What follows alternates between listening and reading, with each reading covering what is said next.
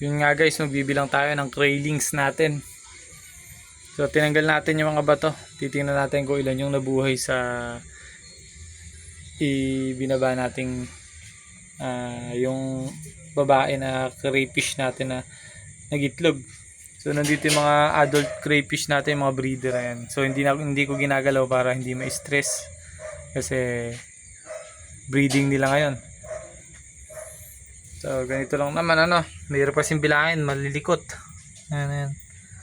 Tingin ko nasa 20, 20 siguro yung piraso. Ayan, pakarami.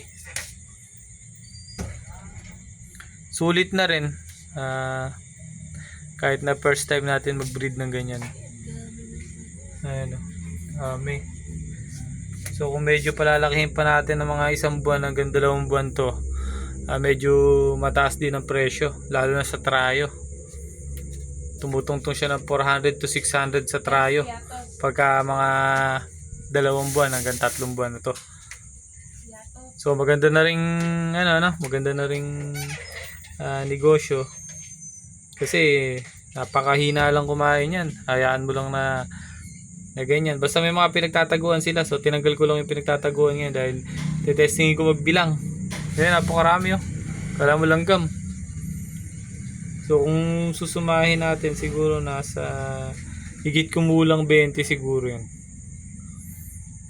So maganda na rin magiging kita natin kung sakaling patandayin natin. So hindi naman uubos ng siguro nasa 1/4 kilo lang ng pagkain. Or pinakamarami na kalahating kilong pagkain sa 3 months nating alagaan yan. So napakakunti lang ako maglagay ng pagkain dyan. Kung napapansin nyo, ito yung pagkain, yan lang yung pagkain nila. Magdamag na yan. So bukas na ulit yung madami pa yung kutsarita. Kung sakaling lalagyan mo, kung nakakutsara yung or kutsarita yung panlagay natin. Siguro 1/4 na kutsarita lang, yun lang ang nilalagay natin dyan. Araw-araw.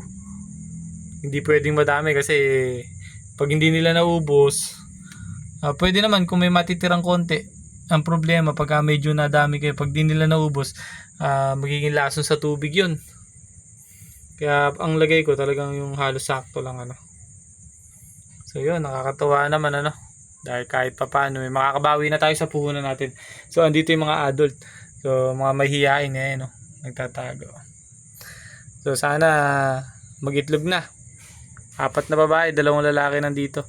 So tingin ko maka 100 pieces lang tayo, okay na yung buhay. Sa 4 na babae na yun, kung sakaling mapaitlog natin, mga 100 to 150 piraso, okay na. Masaya na tayo. Kahit papaano salamat pa rin So yun, hanggang dito na nga lang guys yung video nga natin. So basic tips lang din sa pag-aalaga ng crayfish.